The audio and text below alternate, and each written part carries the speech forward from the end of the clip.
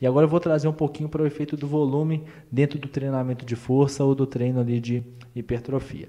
E aí a ideia é quebrar alguns paradigmas ou colocar mais lenha na fogueira, né? Como organizar o treinamento com este objetivo, né? O volume no treinamento de força ou hipertrofia, né? Sem desconsiderar principalmente as outras variáveis da intensidade, duração do estímulo, ação muscular, enfim. Principalmente porque podemos ter duas realidades completamente diferentes, né? Quem está acompanhando a live, aqueles que trabalham com atletas altamente treinados ou aqueles profissionais que atuam com pessoas destreinadas, né? Ou que tem, ou oscila muito ali no seu programa de treinos, Bruno. Essa questão da prescrição do treino de força, mas isso também se aplica ao treino aeróbico, tá? Seja no contexto que for, é uma questão que a gente erra muito. Por quê? Porque muitas vezes a gente não tem ponto de partida da prescrição do treinamento. Quão comum é você no salão de musculação, o aluno novo chega para treinar contigo e a primeira coisa que você faz é meter um 3 de 15, cara. Quão comum é a gente ver um 3 de 15 no primeiro programa de musculação. Quão comum é o 30 minutos de esteira. E esse é o ponto de partida da maioria dos profissionais. Eu te pergunto, por quê, para quê e baseado em quê? Por isso hoje já existem aplicativos que já dão essa receita de bolo aí. Exato. Já Por tem isso que a aplicativos gente está fazem perdendo isso. para aplicativo. Minha cunhada, outro dia me mostrou a sequência de treino dela usando o aplicativo da Nike. O aplicativo ensina ela, corrige o movimento, já dá carga de treinamento, varia o programa de treinamento. Cara, tá aí, você tá perdendo para um aplicativo. O que você vai fazer de diferente? Ou tá copiando do aplicativo, né? Aí Exato. é importante você se colocar. Exato. Pô, se você está copiando do aplicativo, será que Sabe realmente que o precisa de mim? aplicativo não... Marcelo, essa sacada sua do aplicativo foi muito boa. Sabe o que é uma coisa que o aplicativo não consegue fazer? Ele não consegue avaliar o teu aluno e entender as necessidades do teu aluno. Pode ser que daqui a pouco exista um aplicativo que o aplicativo tira uma foto sua, ele já avalia todas as descompensações corporais, você bota um monte de teste e pelo algoritmo ele prescreve uma caixa de treinamento. Acho que não está muito longe disso não. Mas até esse momento, aplicativo nenhum consegue avaliar o teu aluno, já prescrever baseado nisso e mudar o programa de acordo com a evolução do aluno ao longo do tempo. Então, o primeiro ponto de partida o aluno chegou na academia, você fez teste com ele para saber qual que é o nível de desempenho dele? Cara, fazer teste com o aluno no primeiro treino é algo tão tranquilo, é muito menos que esse bicho de 7 cabeças que a gente pensa. Não é teste de um RM, mas se você pegar o aluno em exercícios que você considera muito importantes, que vão estar sempre presentes nos seus programas de prescrição, de treinamento, né? Supino, agachamento, seja o que for, tá? Se você tem exercícios chaves que sempre estarão presentes no seu programa, que você gosta de utilizar para melhorar a capacidade de força do seu aluno, você começa no primeiro treino entendendo qual que é a resposta de carga dele em diferentes volumes, em diferentes tempos de pausa. E hoje com um smartphonezinho lá, você filma o seu aluno e filma a velocidade de movimento. E aí você tem um padrão de curva força-velocidade, de tempo com diferentes cargas externas. E aí, primeiro que você vai ter uma possibilidade de comparar esse indivíduo ao longo do tempo. Depois você vai conseguir entender qual que é o perfil dele. Pô, quando ele coloca 30 quilos no supino, ele consegue 2 repetições. Quando ele coloca 40 quilos no supino, ele consegue 3 repetições.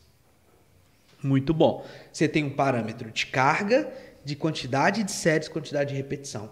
Se você multiplicar a carga por quantidade de séries por repetição, você vai ter uma coisa que a gente chama de carga externa total, ou quilagem total, o volume total de carga que você pode utilizar para prescrever.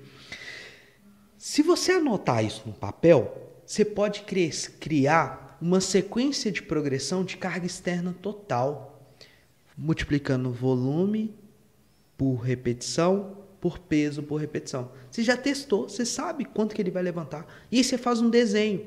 Pô, lá na 6ª semana, eu quero que ele esteja carregando 3.000 quilogramas num treino, somando tudo.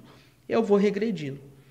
Então, nessa primeira semana, esse é o tanto de série, repetição e peso que ele tem que fazer para ele realmente conseguir chegar lá na frente. Ah, Bruno, o que isso tem de importância? O que isso influencia na adaptação de força? Eu estava estudando sobre manipulação dos sistemas energéticos ali dentro do levantamento de peso.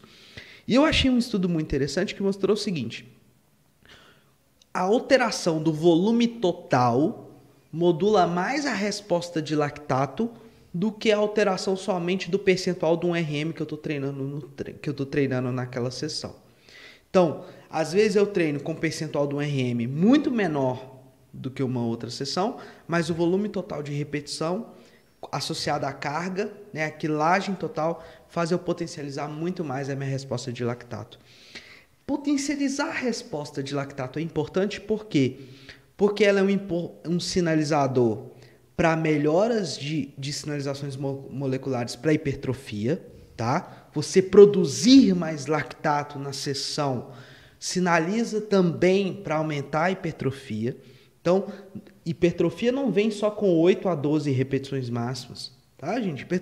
Hipertrofia pode vir com 20 repetições máximas.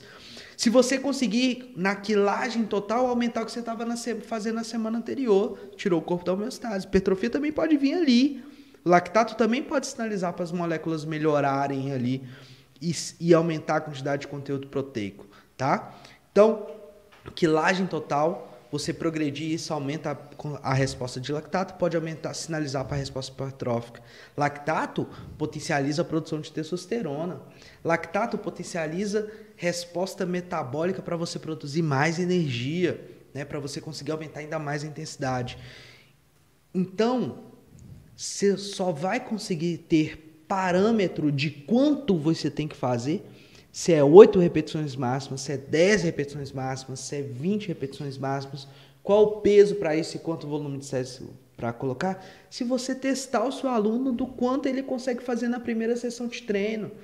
Então, na primeira sessão de treino, não adianta você meter um 3,15, um 3,10. Então, no fim das contas, para você saber o quanto você tem que fazer e equalizar a intensidade, volume, duração, frequência, tem que fazer teste.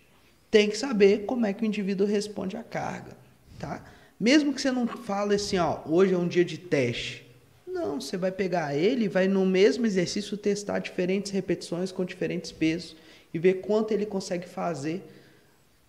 Falha muscular em cada quantidade de peso, para você fazer uma curva, vai anotando.